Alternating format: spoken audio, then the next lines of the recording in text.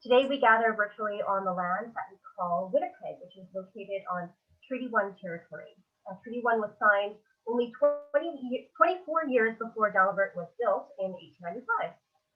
This area of Turtle Island is the original lands of the Anishinaabe, Cree, Ojibwe, Dene, and Dakota peoples, and is the homeland of a nation that I am proud member of, the Métis Nation. This is the third installment of the Elizabeth Alloway Lecture Series, as I mentioned before, and Dalnavert Museum is honored to host this series in collaboration with the Winnipeg Foundation Centennial Institute. And in celebration of Elizabeth Alloway, and to shine a spotlight on the shared Elizabeth Alloway History Scholarship Fund and Heritage Friends of Dalnavert Fund, which you can donate to on the Winnipeg Foundation website, and there's a link to it on our website if you're looking for it. Which I encourage you all to do, because this is a $7,500 annual award, which will support a second-year master's student in researching how women have shaped the history of Canada and understanding the roles of women in Canadian history. Very exciting, very important, and this is a joint fund, so you will also be supporting Dalnavert at the same time, so that's all good. So this fund was named for Elizabeth Alloway, who, along with her husband, were instrumental in starting and establishing the Winnipeg Foundation in 1921. When Elizabeth died in 1926, she left her entire estate to the foundation, which was over $800,000, which in today's money, I don't know, but it's a heck of a lot of money. So it was very important to the foundation. She was deeply interested and committed to charitable work, especially when it came to the welfare of children and women, and she was interested in the career of nursing, supported nursing efforts often. She was an excellent host and lived just down the street from her friends McDonald's in Dalnavert at a house that they called the Dairies, which was on Assiniboine. So today we have Vivi Dabee, who is a lover of literature in its many forms and has a master's degree in English from the University of Winnipeg. University of Manitoba. It says Manitoba right in front of me, and her fascination with horse-drawn carriages, top hats, bustles, and etiquette led to an academic pursuit of Victorian culture with a special interest in critical animal studies. When she is not snuggled up with a good book, Vivi enjoys exploring all that Winnipeg has to offer with her family, friends, and guide dog companions. Welcome to Vivi Dabee. I will let Vivi do maybe I'll do just a second, Vivi. I'm going to do the Zoom housekeeping first before I hand it all over to you. I'm going to share my screen again.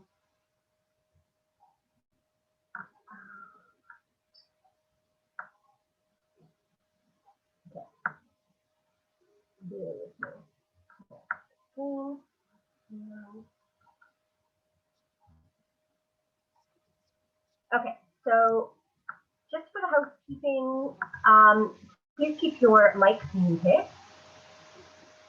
For this lecture, we are using screen reading technology, so please do not type anything into the chat until the Q&A session, or it will become too noisy.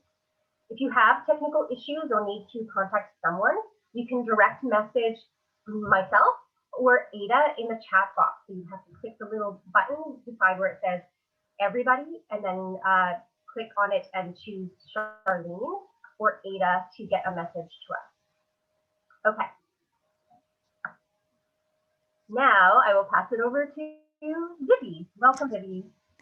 Thanks, Charlene. I'm really happy to be here with everybody today and excited to share my my interest with Victorians and Victorian animal studies, and especially the relationship that humans had with non-humans, especially dogs.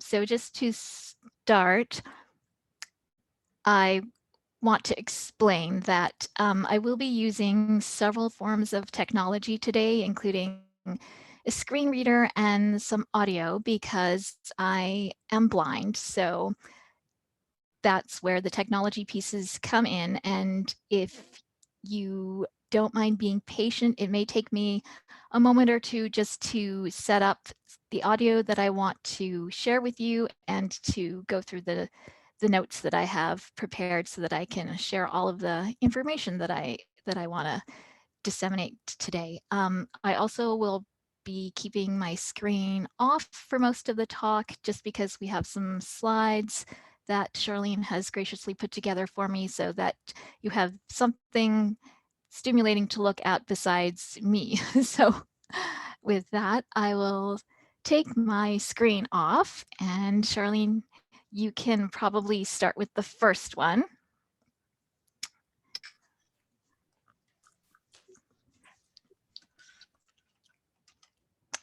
So, oops.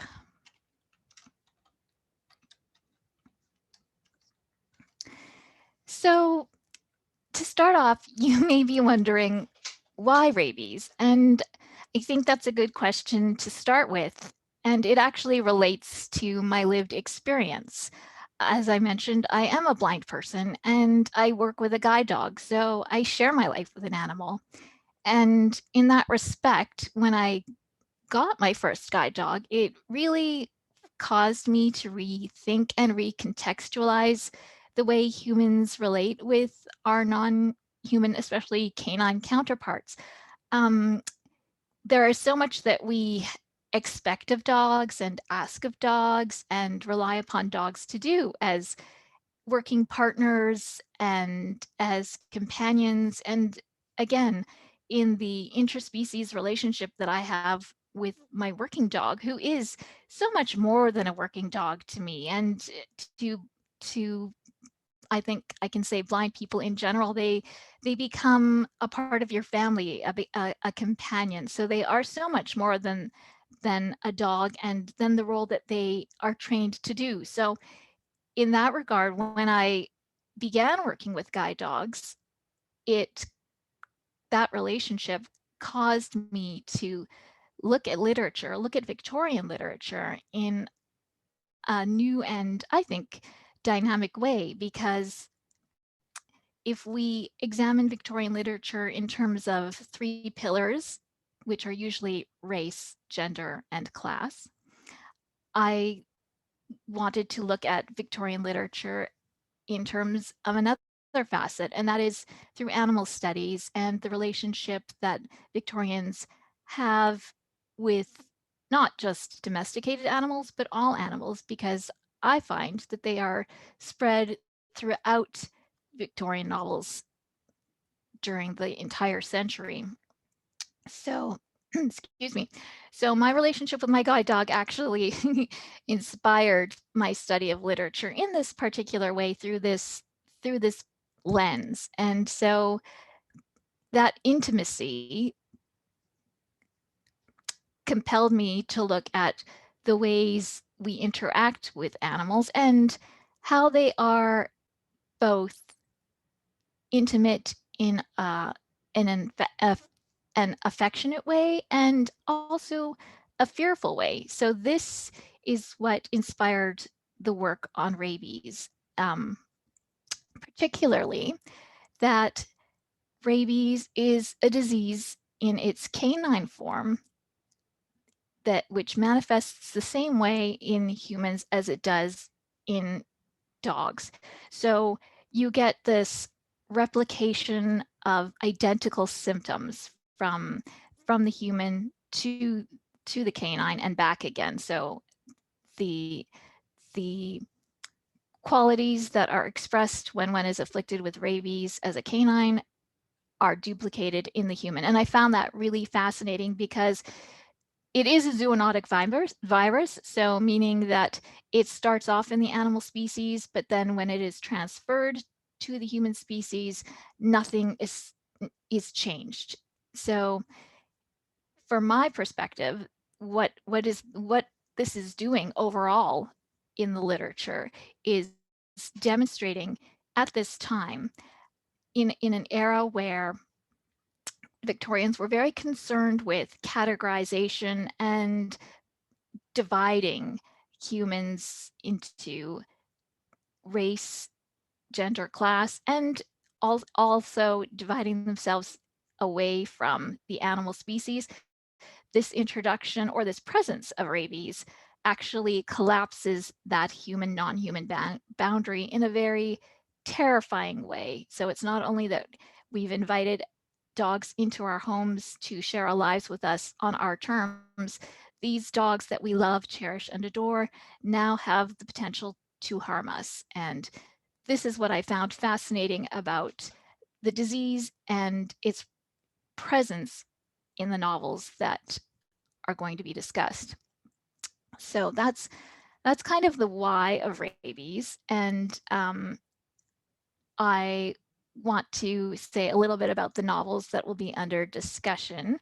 I'm going to look at 3 Bronte novels, and that's not intentional. That's just the way it worked out. So they are Shirley, Jane Eyre, and Wuthering Heights. And then finally, I'm going to look at Dracula, which in my reading of that novel takes rabies to its ultimate height in imagining the most fearsome and fearful form of the disease.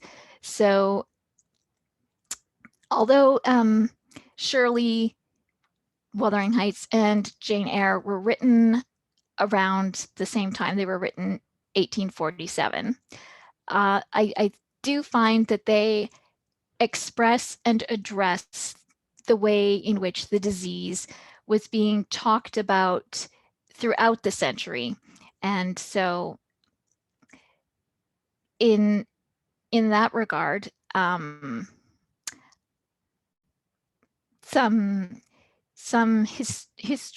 sorry, some historical background.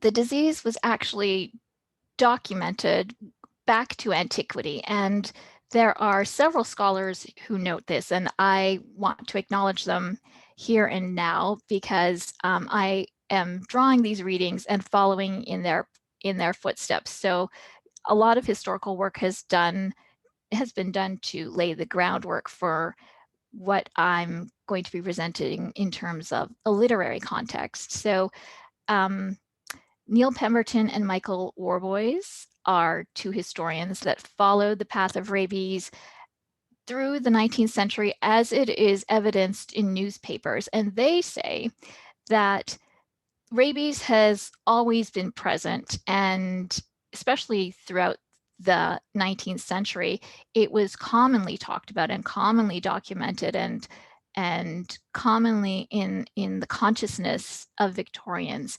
Now, they do note that it was approximately 1830 that there was a rise in mention of rabies in newspapers, but the disease is present in society long before that and even in the 19th century. And they do in their work trace rabies in terms of a rise and fall of its documentation in the newspapers through the various decades. So Bill Wasick and Monica Murphy are 2 other historians that follow the path of rabies, and they follow it again from antiquity to the 21st century.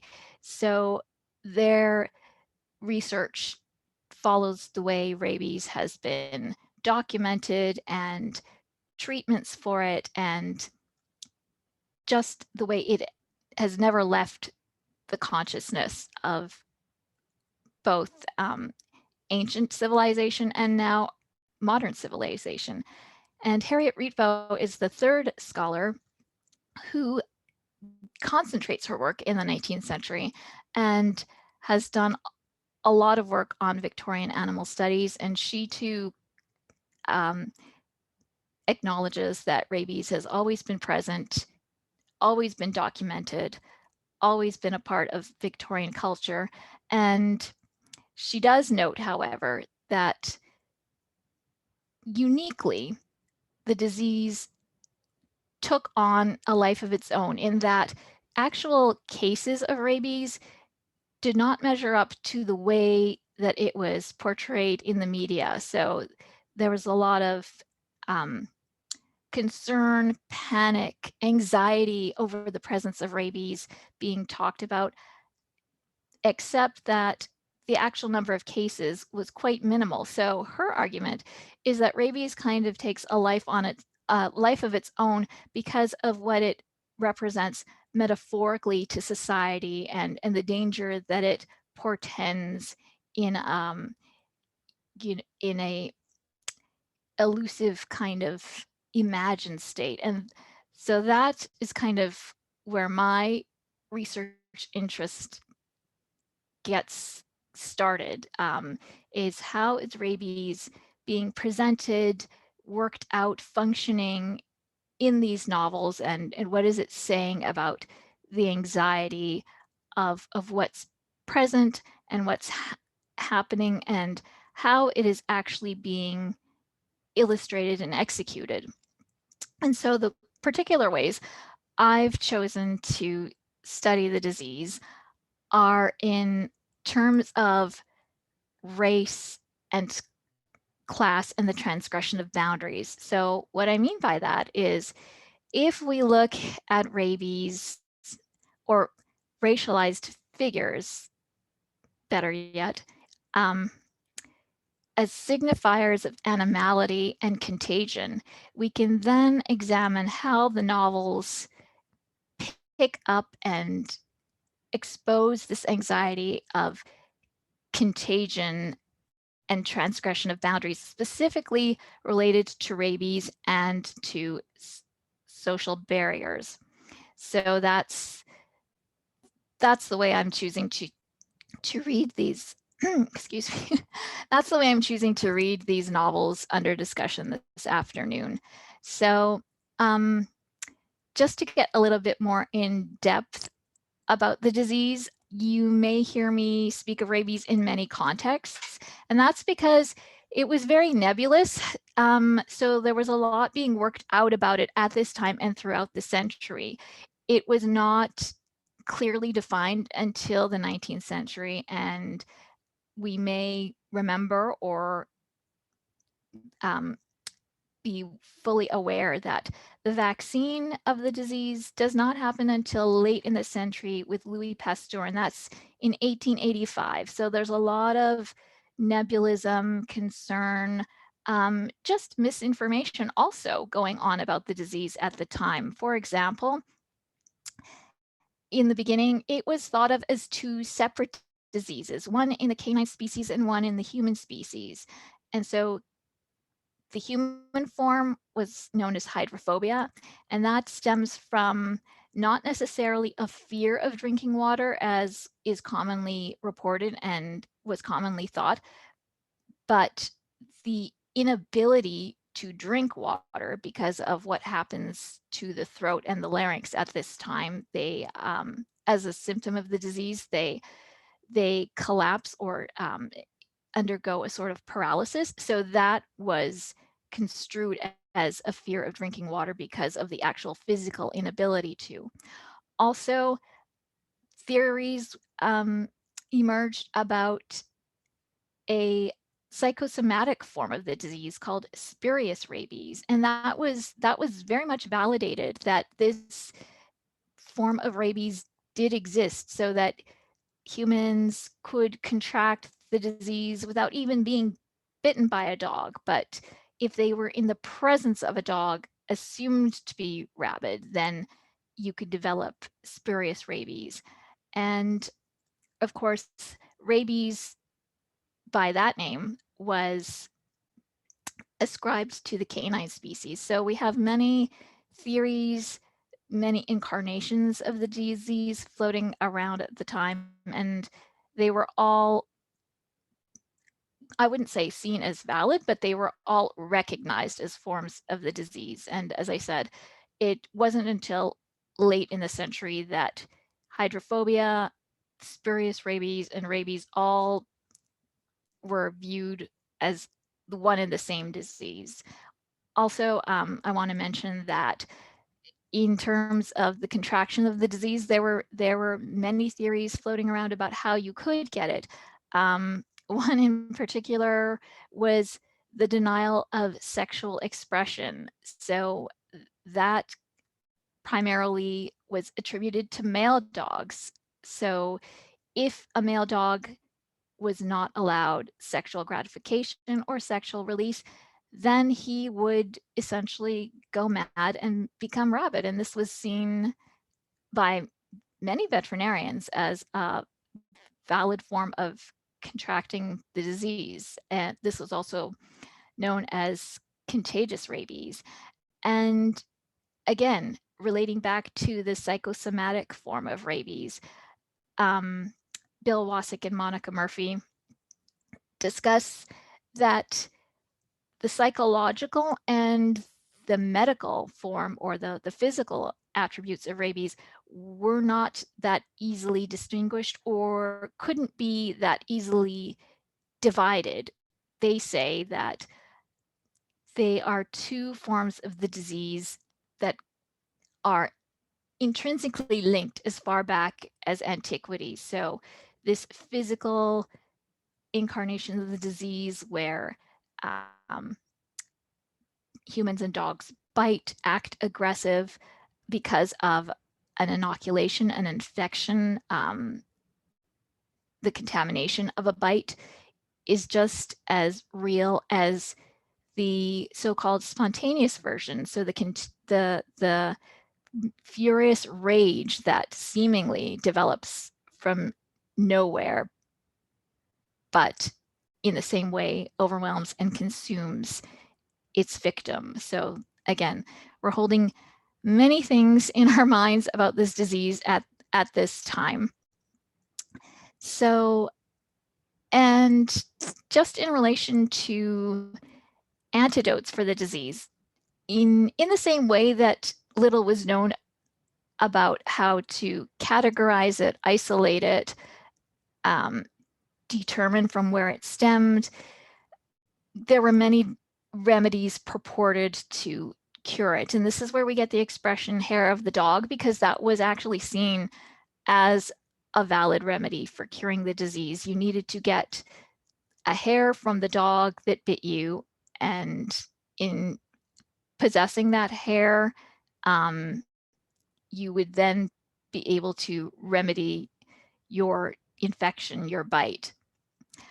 But the most proven ways of combating the disease were excision and cauterization. And we can look at these in two ways, or falling under two categories. So preventative and curative.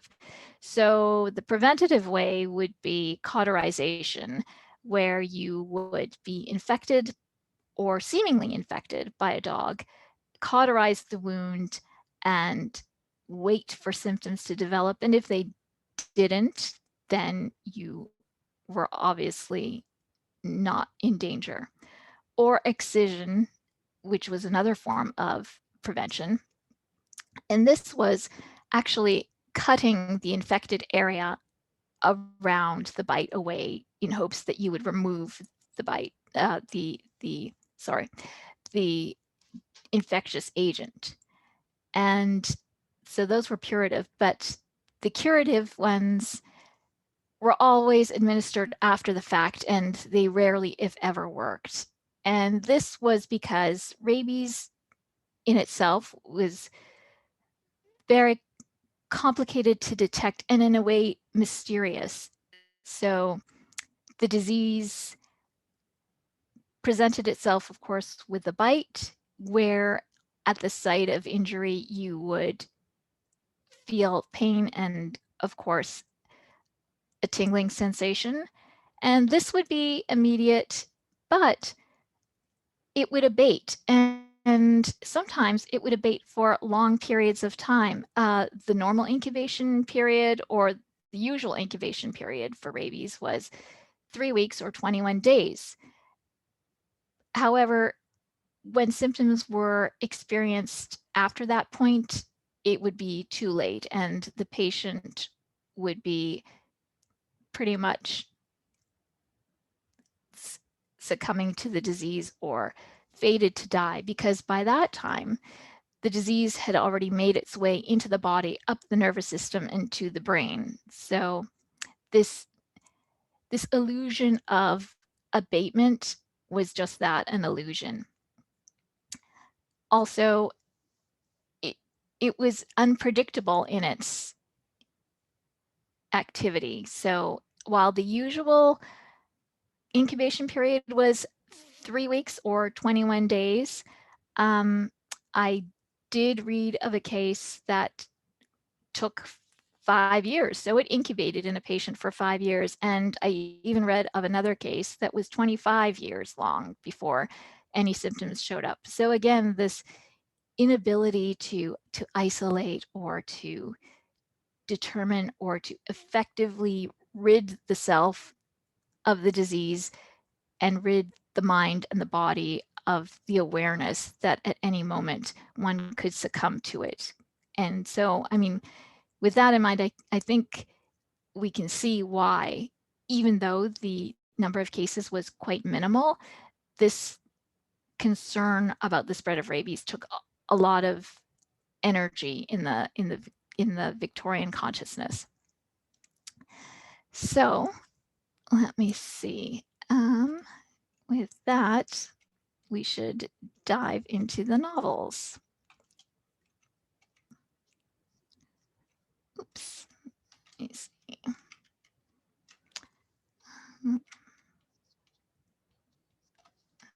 Sorry. Okay, just want to make sure I'm in the right window. Oh. And my computer is.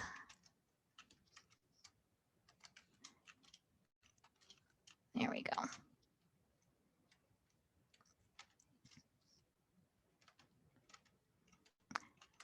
Oh, sorry, my.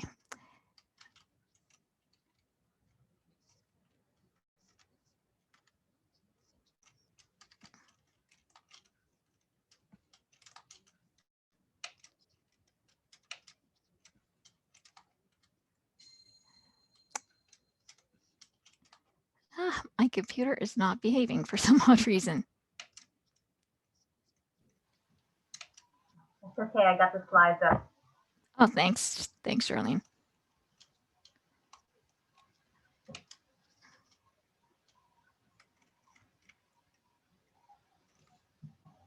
This one is of the National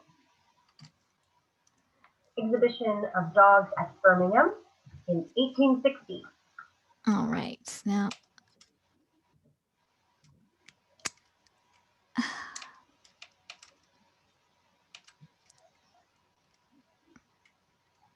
Oh.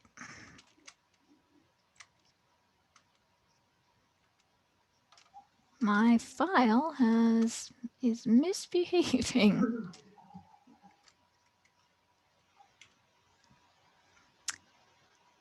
Well, you know what? I'm just going to continue as best I can with, I don't know what happened to my files. Let's see.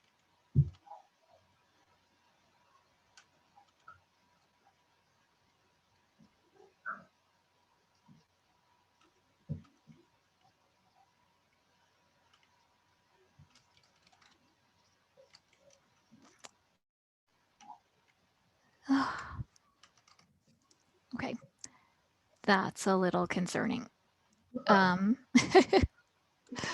don't want to try and find it. I don't know why it's misbehaving. Anyway, so the first novel I chose to look at is Shirley by Charlotte Bronte. And as I said, written in 1847.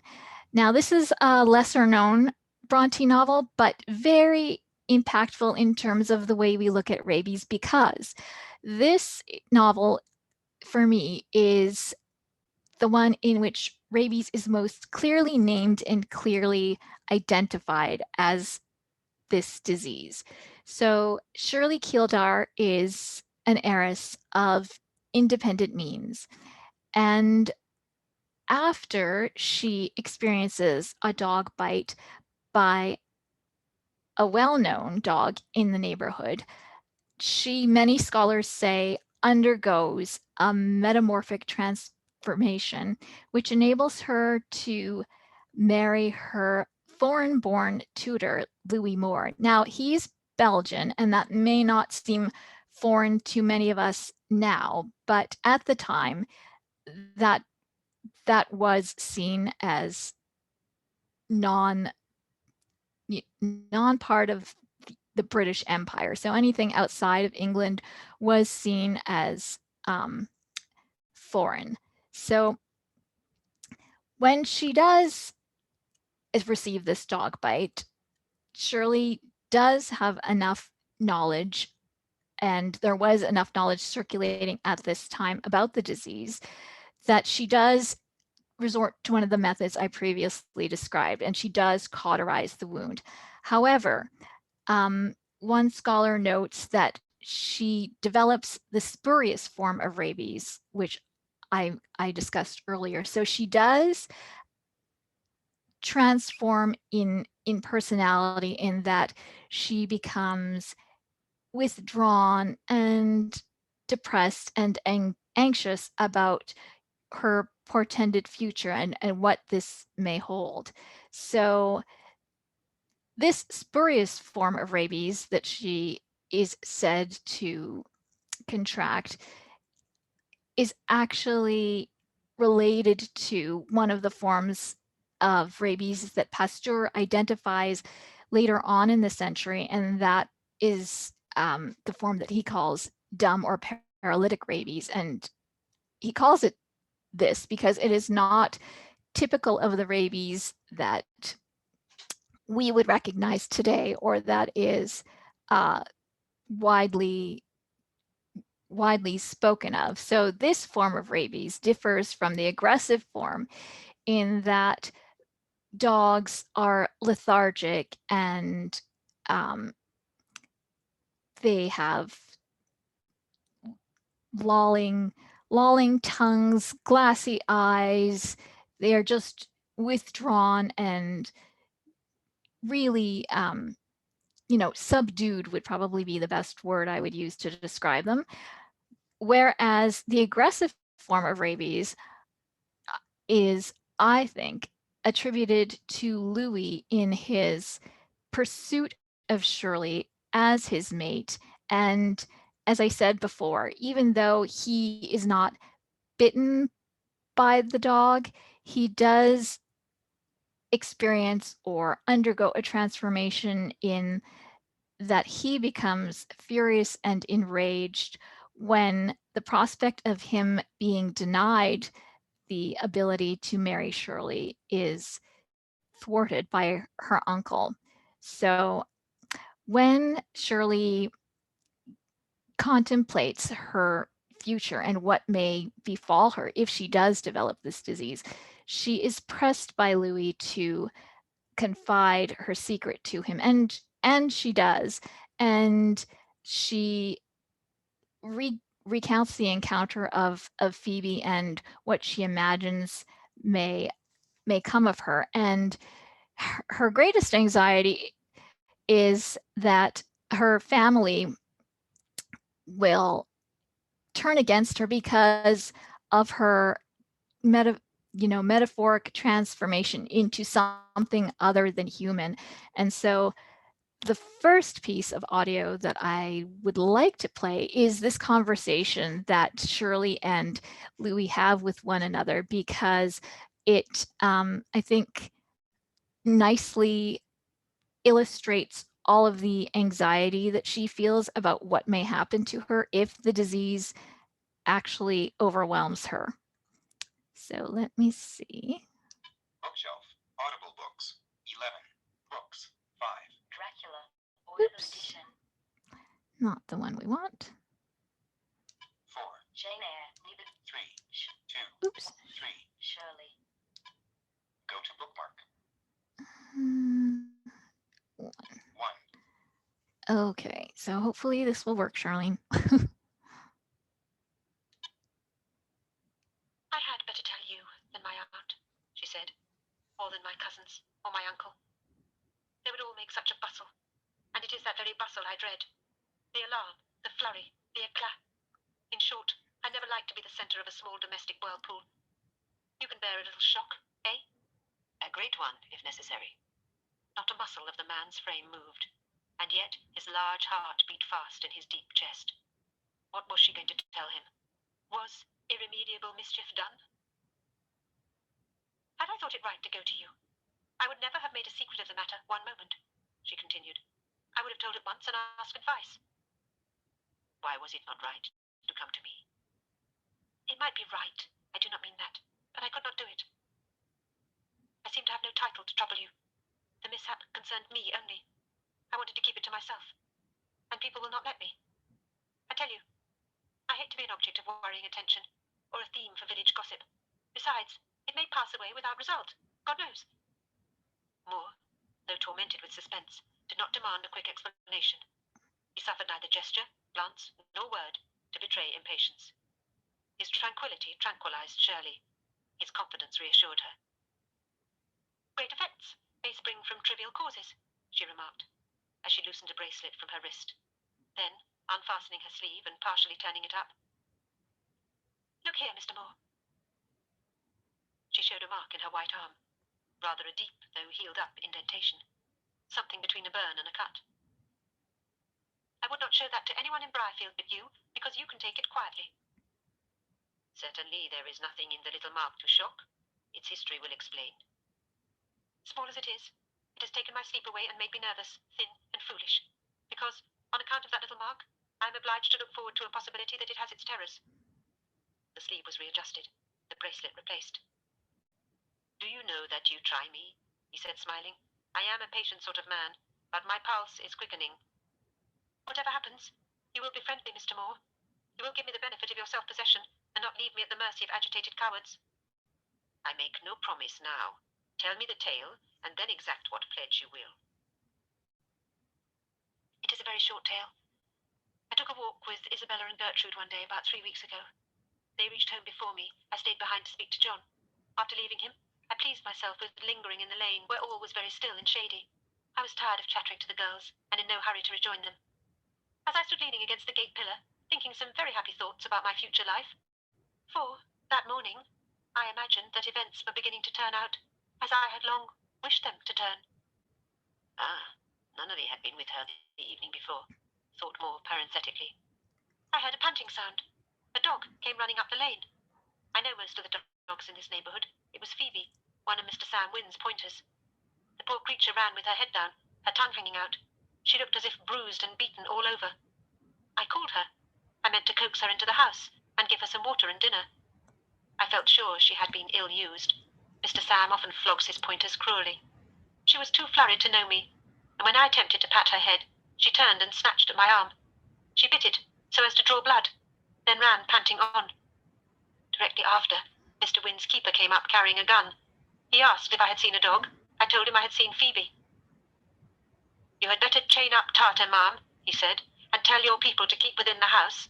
I am after Phoebe to shoot her, and the groom is gone another way. She is raging mad.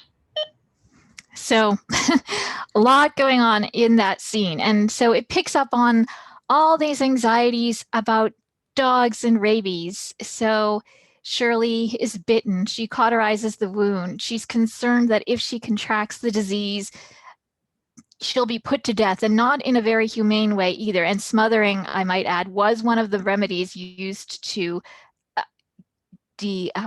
dispose of rabid victims, because they were just so ferocious and so frenzied towards the end of life that the only humane or method of subduing them that was thought humane was smothering or laudanum, as Shirley also mentions.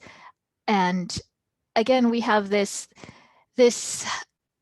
problematic relationship with a dog, because Phoebe is a well-known and well-loved dog, yet she turns against Shirley and becomes this fierce creature. And Shirley says, yes, this farmer Sam Wynn is well known for beating his dogs, and also aggression towards dogs and cruel treatment was thought as one of the ways that a dog could contract rabies. So again, a lot mentioned about the anxiety and the remedies, and the only true solution would be for Shirley to be put to death. So very real, very, very palpable, and very much putting rabies at the fore of, the relationship between Shirley and Louis. Now, after this point, we do see Louis responding in a rabid way when Shirley does recover from the disease and is said to be cured, or in Louis's words, he actually doubts whether the dog was mad. But again, in relation to the aggressive form of rabies that I mentioned, he succumbs to this all-consuming rage and attacks Shirley's uncle at the prospect of being denied his chosen wife or sexual partner. And I think I have that one ready. Let's see. Go to bookmark. 3. 3. I can live alone if need be. Oh, not that one. Delete current book Whoops. from SD card. Not that. Cancel. Go to bookmark. 5. He and William Farron. Go to bookmark. 6. It is nothing to boast of, certainly. Not a pretty line. Go to bookmark. 7. You named me Leopardess, remember? Go to bookmark. 4. Bookmark. 4. 36. Go to bookmark. 5. He and William Farron. Go to bookmark. 6. Highlight bookmark. 6. It is nothing to boast of, certainly. Go to bookmark. 8. Highlight bookmark. 8. Perish. I cannot give a clear account of what happened in the course of the next 5 minutes. She has since, through tears, laughter, and trembling, told me that I turned terrible and gave myself to the demon.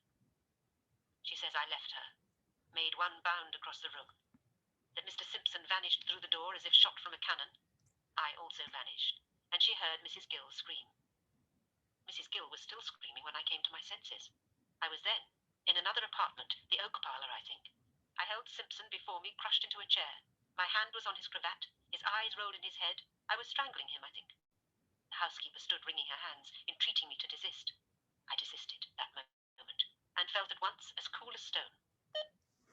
So here we have Louis succumbing to this furious form of what I would call contagious rabies, because he's lost all self-possession and he has just been overwhelmed by this fury at the prospect of losing the love of his life. And I don't know if you caught it, but the reading was quite fast. He alludes to the demon was upon me. And that language, this language of demon, I think is a code for rabid behavior, because that is the way it is described throughout the literature, this diabolical, this demon-like possession that overwhelms the victim and there is no returning from it.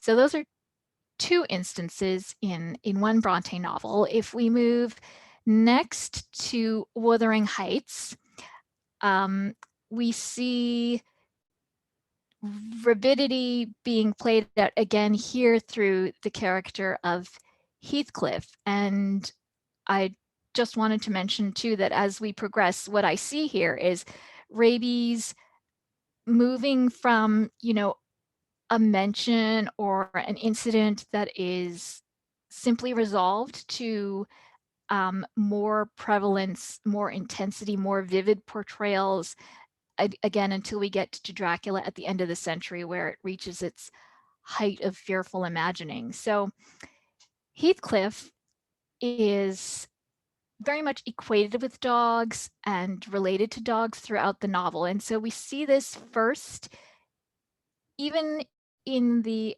opening scenes of the novel, when Lockwood makes his appearance at Wuthering Heights. Who does he encounter? He encounters Heathcliff's dogs, and they come from all of these recesses in the home, he says. And when he finally meets Heathcliff, Heathcliff says to him, "Oh, forgive me. My dogs and I are so unaccustomed to meeting with strangers, we hardly know how to behave towards them. So Heathcliff himself equates himself with the company of dogs, and that carries on throughout the novel. Even further back, before we meet Heathcliff in adulthood, he's brought into the Earnshaw home, I would suggest, the way a stray dog is. Mr. Earnshaw finds him, he says, starving and as good as dead in the streets of Liverpool. And I think this is very important because Liverpool was a city, a port, and many of the historians who I mentioned previously acknowledged that the cities were very precarious places and that they were often considered dens of contagion because of the poor and of the mixing of classes and the mixing of races, and all levels of society congregated there, and not only in the human form, but in canine form. So cities were known to have streets of stray and roving dogs. And so this opening scene where Heathcliff is introduced to the Earnshaw family, I think imitates this this movement, not only from the city to the rural area, but the inviting of a stray dog into a domestic space. And to go a little bit deeper, Heathcliff, when Nellie is recounting his narrative, speaks of him not even in human terms, but in a dehumanizing way. She says, she calls him it, and recounts how Mr. Earnshaw said, you know, we have to love it even though it's as dark as though it came from the devil. So again, allusions to Heathcliff's race, his unknown ancestry, his orphanage, all of these attributes, I think, equate him to strays or stray-like creatures. But Heathcliff proves to be a troublesome character because not only is he a stray, he adopts the identity, in a sense, of a pet within the Earnshaw home, and not in the conventional way of, you know, a loyal, docile, obedient pet. He wins Mr. Earnshaw's favor. He essentially usurps Hindley's role in the family, and as I say, he becomes a pet with a threat.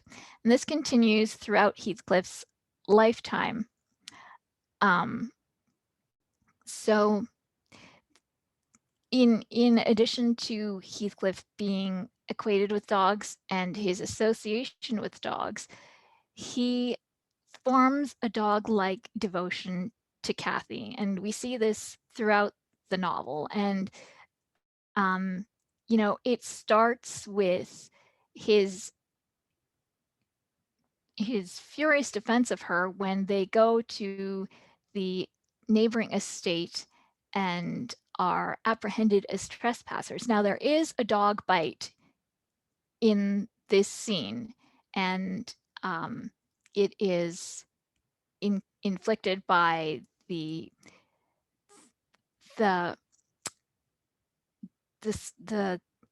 Linton dog Skulker, who apprehends Cathy and Heathcliff when they trespass. And Heathcliff devotedly protects Cathy by throttling this dog and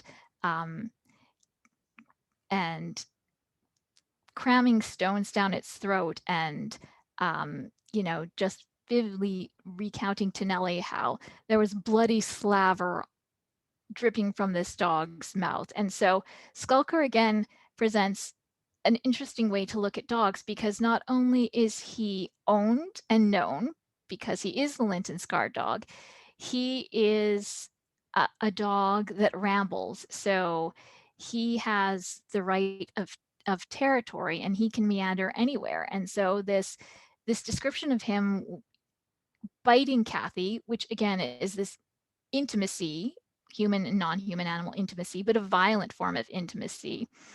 And this bloody slaver that is described, again, just reminds us of rabies, rabid contagion, and the presence of rabies. So this literal bite, many scholars say, precipitates a transformation for Kathy and for Heathcliff, I might add. So after she is assaulted by Skulker, she does remain at the Linton estate for 5 weeks. Now, 5 weeks overlaps or is connected with the amount of time for the incubation of the disease. So I did say earlier that it was 3 weeks, but 5 weeks would have given a good window to see if Kathy contracted the disease. She does not, and she returns home.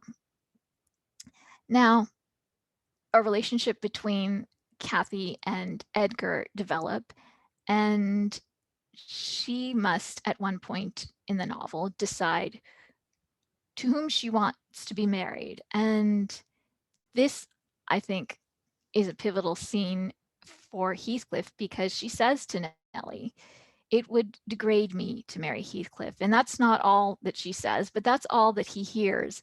And we learn after this point that Heathcliff disappears from the novel for 3 years because he interprets her degradation one way, which is in class and status, which she does say, but it also, I think, is implicit that she may be in, well, not that she may be, but it's implicit that the degradation could also be related to racial degradation. We don't know because Heathcliff never says, he just disappears, and he disappears for 3 years. And again, we lose all trace of him, and he does return, and he returns changed. He returns changed in that he has won fortune, he is now established, and he is ready to consume and inhabit Wuthering Heights, and he does so. But at the same time, he still is denied the romantic relationship that he so longs for with Kathy. And he says at one point in the novel, that's what he strove for all of those years, is to be good enough for her, essentially. And now she's chosen somebody else. So again, we see, I think, this denial of sexual gratification, the denial of the attainment of the white woman that he so sought after, as resulting in harmful effects, and he becomes monomaniacal and rabid, I would say, with the idea of consuming and possibly even destroying Wuthering Heights. And this sort of rabid quality that he has is contagious also for Kathy, because upon his return, she becomes frenzied and altered in her relationship with Edgar. He, he wants her to choose between the two, and she won't. She will not make that decision. Yet she becomes frenzied and passionate, and I would say in a response to Heathcliff's contagious rabid behavior, develops her own form of frenzied rabidity in the denial of sexual gratification with him. And Kathy's symptoms do take on a physical form because she does become ill, and she does suffer a fever, and she does experience fits of violence and aggression, and eventually she does die. And at the event of her death, Heathcliff returns to see her one last time, even though he's been banned from the Grange. And in a heartbreaking scene, Nellie, again, categorizes him in rabid terms. And again, this is where we see the sense of a metamorphic transformation, because she says, you know, they embraced and he gathered her to him with greedy jealousy, and I did not feel as though I was looking at a creature of my own species. He foamed and raved like a mad dog. So again, Heathcliff, in all of his refinement, in all of that, he's in everything that he's attained in this moment, this final embrace with Cathy, he is something other than human. He is human and yet not human in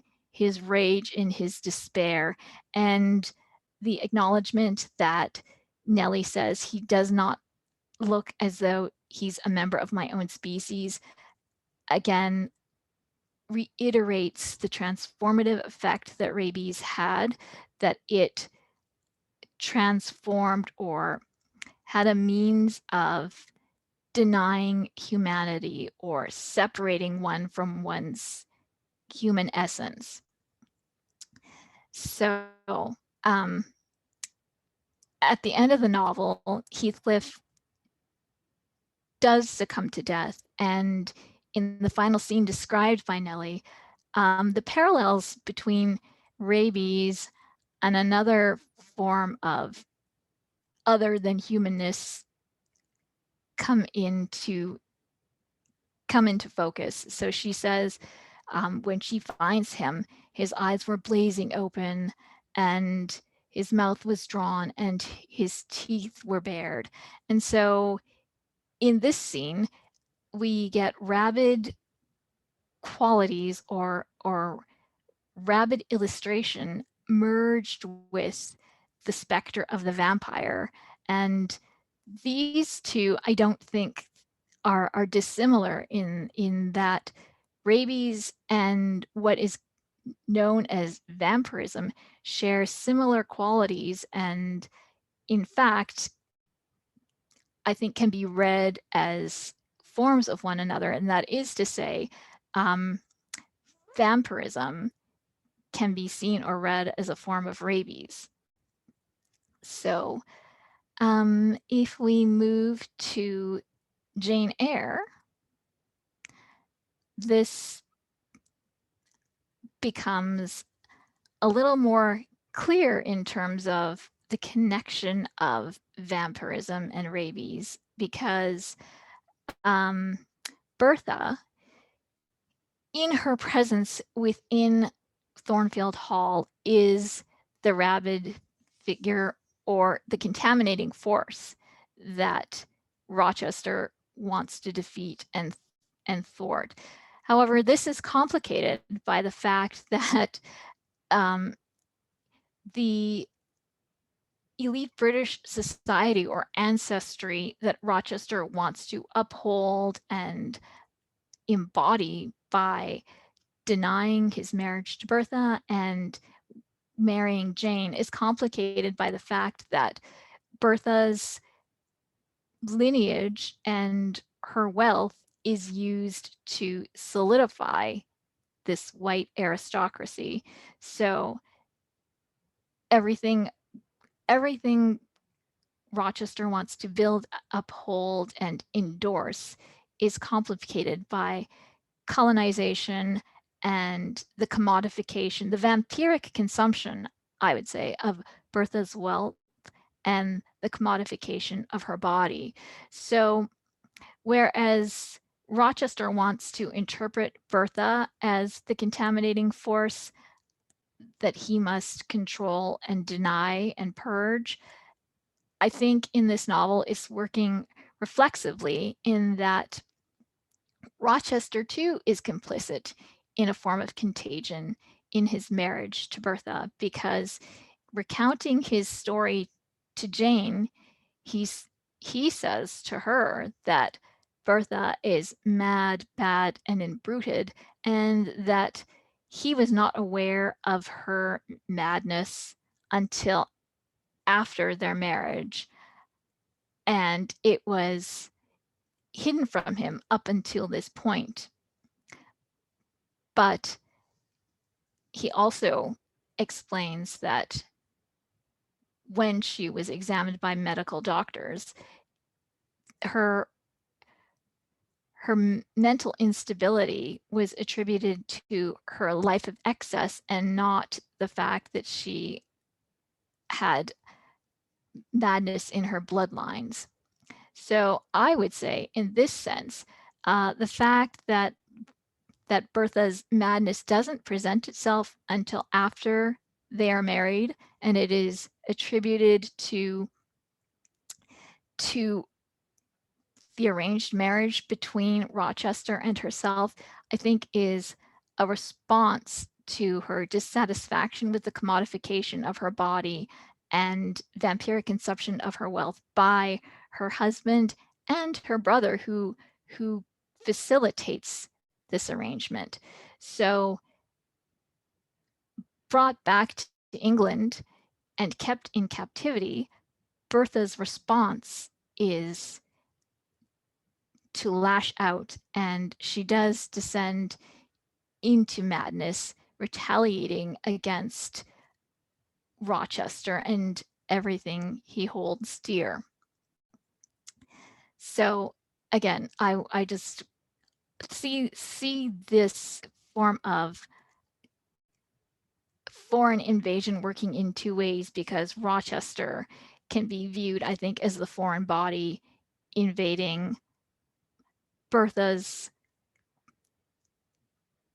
body, Bertha's wealth, Bertha's stability, and in response to that invasion, she retaliates when she is brought back into England and viewed as this foreign contaminating force within that household. So finally, if we moved to Dracula, this is the novel that I think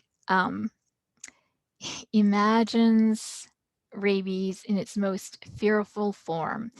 So all of those anxieties, I think, come together in the character of Dracula. Now, this novel was published in 1897. So by this time, we do have the identification of rabies as a single virus that afflicts both humans and canines. And we have the vaccine that Pasteur developed in 1885, and he has begun to administer it. Nevertheless, the fear, anxiety, prevalence of rabies is still being written about in the newspapers and still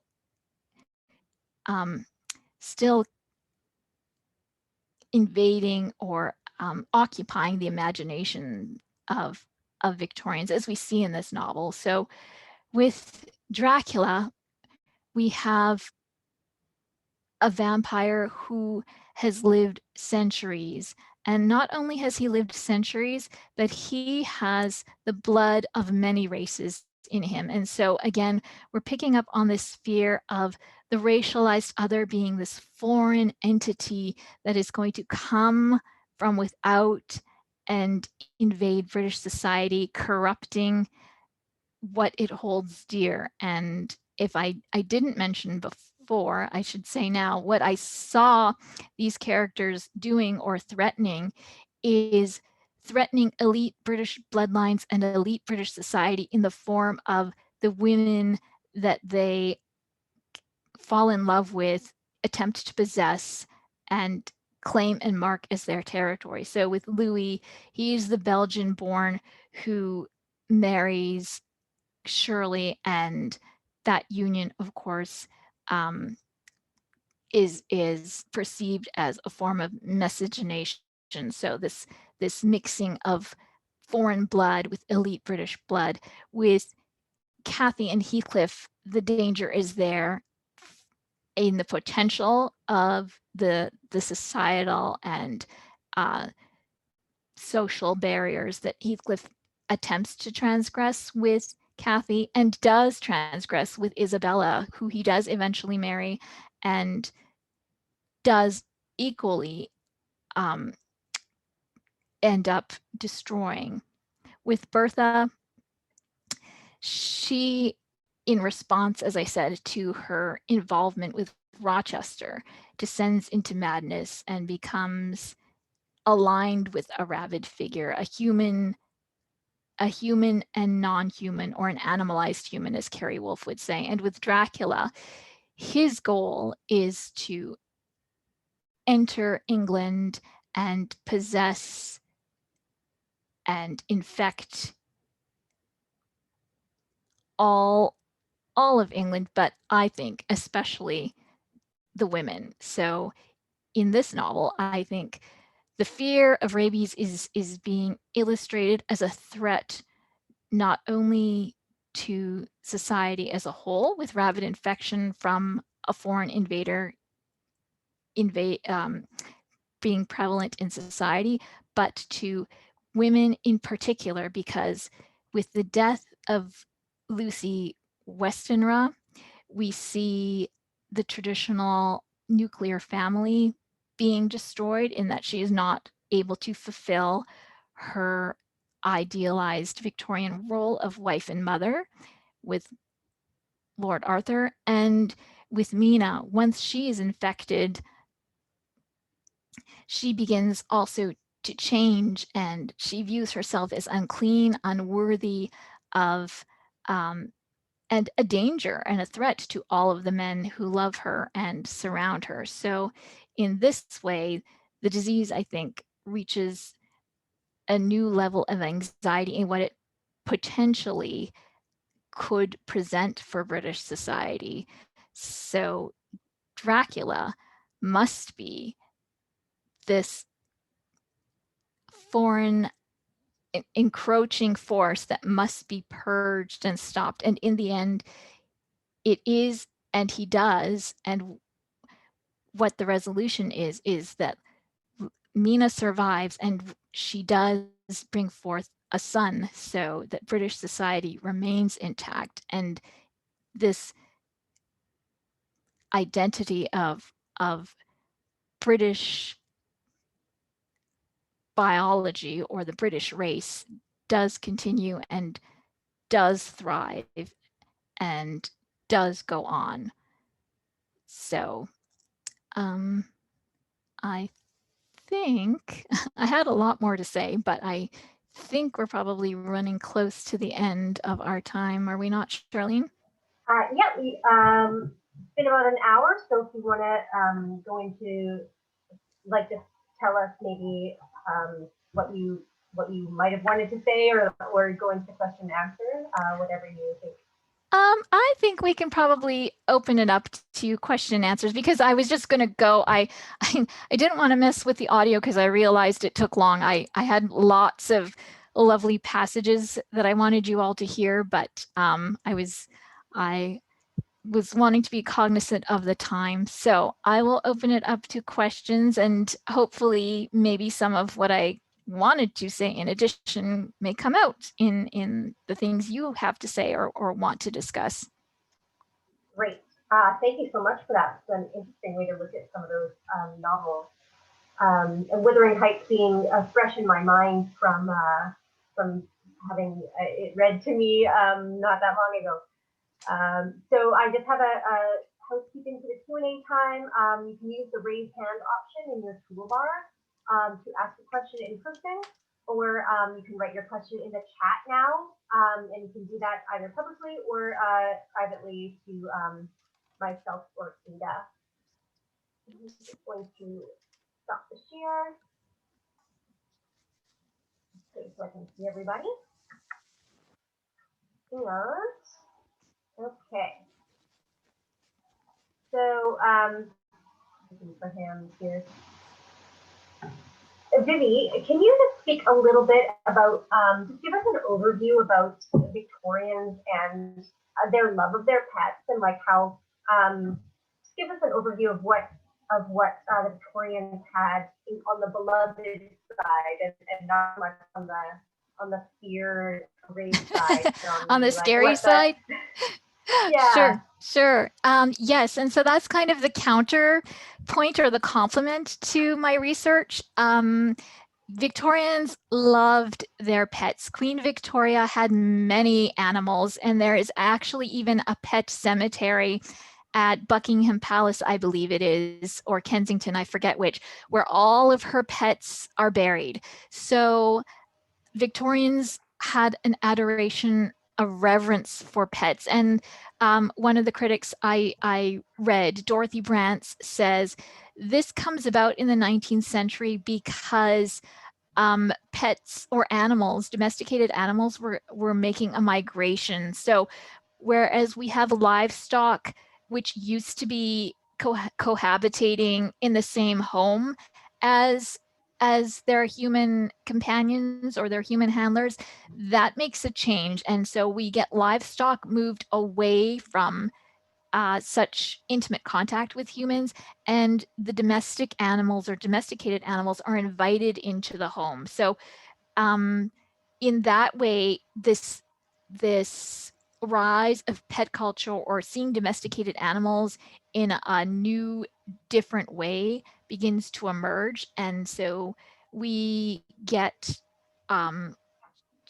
pet shows, dog shows, horse shows, and this is where the start and refinement of selective breeding happens. So you have a dog and it's a good hunter, and you want to perpetuate these traits in another dog. So you would do selective breeding because you like these traits, and that's where all of this culture about breeds and refinement starts. Also, Harriet Reetvo says there were in a metaphorical sense, owners became identified with their pets. So you would choose a dog because of not only what it represented in terms of its gifts and talents, but what it similarly or in an unconscious way said about you. So for example, Labradors are loyal. So if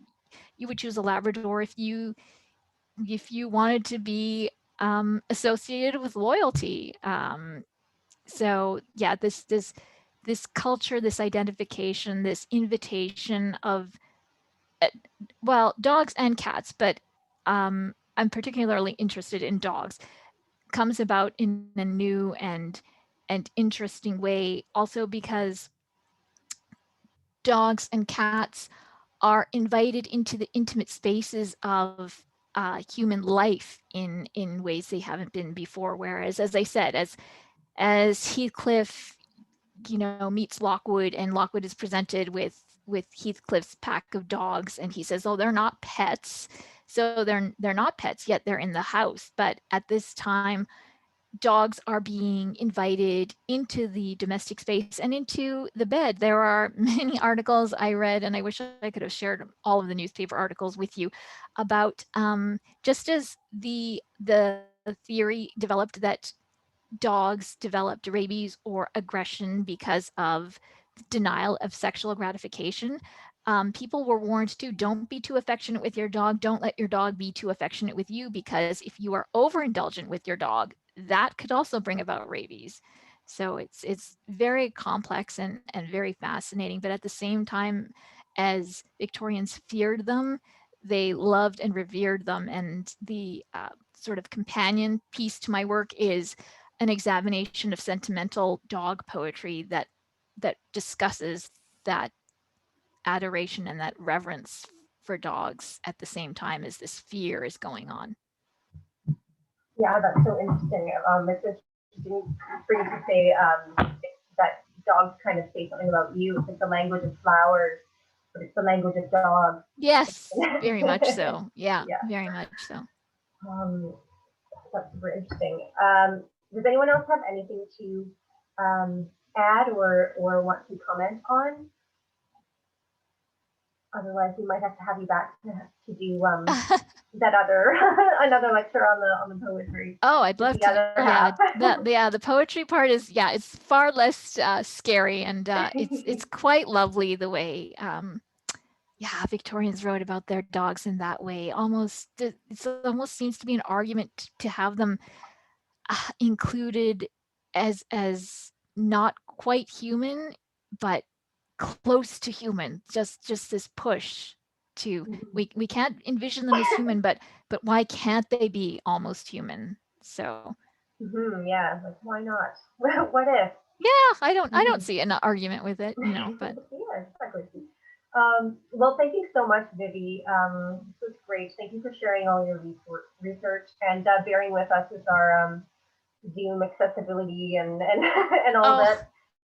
Thank you for being here with us, and well, have a great rest of your day. thank you very much too, and I apologize for the technical issues on my end. Of course, as I said to Ada before, everything works fine in rehearsal.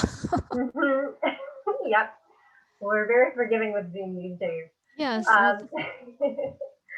Thank you everyone for attending. Thank you so much to the Winnipeg Foundation and Untitled Institute again. And someone says thank you, Vivi. Lynn says thank you, Vivi, in the chat. And have a great rest of your Chili Sunday. Thank you for joining us today. And we have another lecture coming up next month about Annie Bannatyne, the famous Métis woman. And you can learn all about her on May 16th. You want to join us again? Oh, that was my child. That's Phoebe. She's not a dog. No, she is not a dog, and I feel bad that she was portrayed in not a very pleasant light in Shirley, but sounds like she had the raw end of the stick in that one. Yes. So thank you for joining us today at Dalnavert Museum, and we have freedom. So this is the end. You may leave, and I will stop the meeting in a minute or so. But we have some stuff coming in from thank you for this fascinating talk.